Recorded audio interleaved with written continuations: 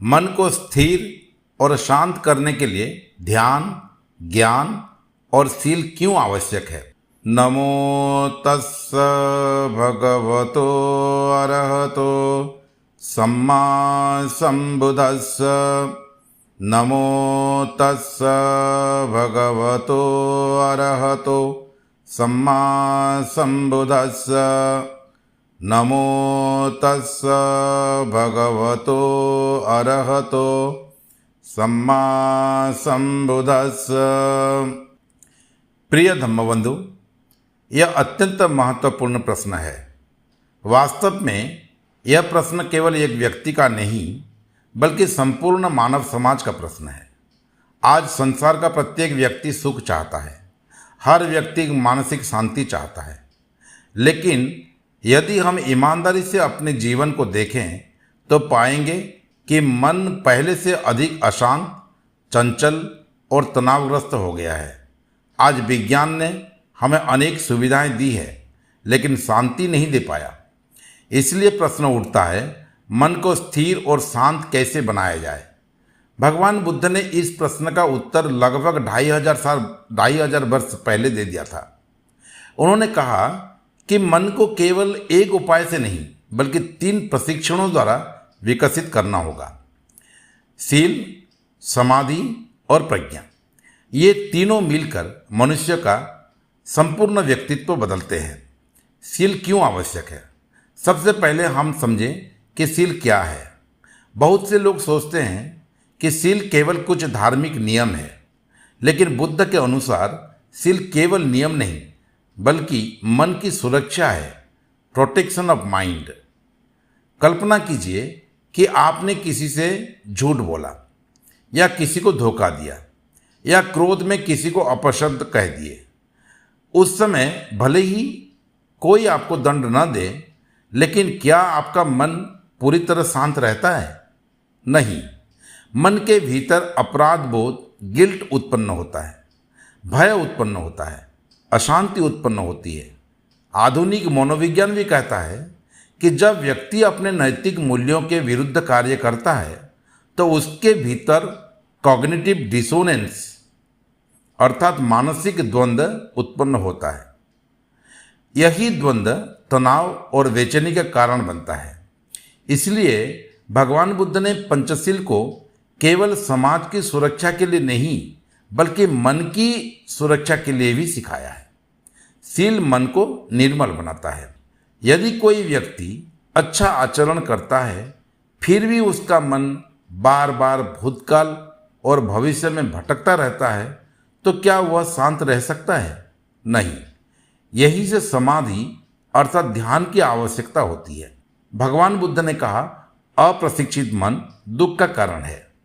ध्यान हमें वर्तमान क्षण में जीना सिखाता है। धीरे धीरे मन स्थिर होने लगता है। आज आधुनिक न्यूरोसाइंस भी बताती है कि नियमित ध्यान तनाव को कम करता है, भावनात्मक संतुलन बढ़ाता है और ध्यान क्षमता को विकसित भी करता है। लेकिन बुद्ध ने ध्यान केवल तनाव कम करने के लिए नहीं सिखाया। उन्होंने ध्यान इसलिए सिखाया कि मन सत्य को देखने योग्य बन सके। केवल ध्यान भी पर्याप्त क्यों नहीं है? यही सबसे महत्वपूर्ण प्रश्न है। मान लीजिए कोई व्यक्ति प्रतिदिन ध्यान करता है लेकिन उसके भीतर अभी भी यह विश्वास है कि धन, पद या प्रसिद्धि ही स्थायी सुख देंगे, तो क्या उसका लोभ समाप्त हो जाएगा? नहीं। इसलिए भगवान बुद्ध ने तीसरी शिक्षा दी। क्या है? प्रज्ञा। प्रज्ञा का अर्थ केवल पुस्तकें पढ़ना नहीं है।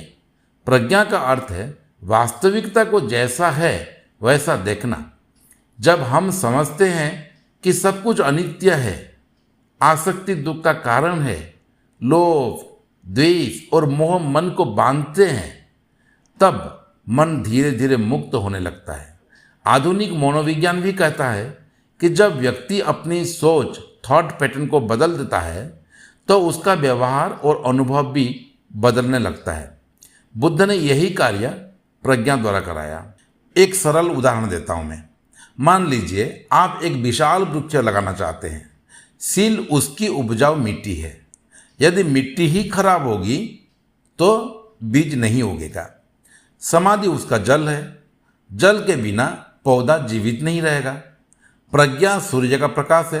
प्रकाश के बिना वृक्ष पूर्ण रूप से विकसित नहीं होगा। इसी प्रकार शील मन को शुद्ध करता है, समाधि मन को स्थिर करती है, प्रज्ञा मन को प्रकाशित करती है। इसीलिए भगवान बुद्ध ने आर्य अष्टांगिक मार्ग को भी 3 भागों में व्यवस्थित किया, शील, समाधि और प्रज्ञा। यही मुक्ति का मार्ग है। ध्यान अकेले पर्याप्त नहीं है, ज्ञान अकेले पर्याप्त नहीं है और नैतिकता अकेली पर्याप्त नहीं है। जब ये तीनों मिलते हैं तब ये मनुष्य का वास्तविक परिवर्तन होता है। आज के जीवन में इसका अभ्यास हम कैसे करें? यदि आप गृहस्थ है तो आज से 3 छोटे अभ्यास प्रारंभ करें। पहला, प्रतिदिन पंचशील का स्मरण करें। दूसरा, प्रतिदिन कम से कम 10 से 15 मिनट श्वास पर ध्यान करें। तीसरा, प्रतिदिन धम्म का थोड़ा अध्ययन करें और स्वयं से पूछें, आज मैंने क्या सीखा और अपने जीवन में क्या बदला। यदि आप इन तीनों का नियमित अभ्यास करेंगे तो धीरे धीरे मन शांत, स्थिर और निर्मल होने लगेगा। प्रिय धम्मबंधु, भगवान बुद्ध ने मनुष्य को केवल ध्यान करना नहीं सिखाया, उन्होंने जीवन जीना सिखाया। शील मन को निर्मल बनाता है, समाधि मन को स्थिर बनाती है और प्रज्ञा मन को मुक्त करती है।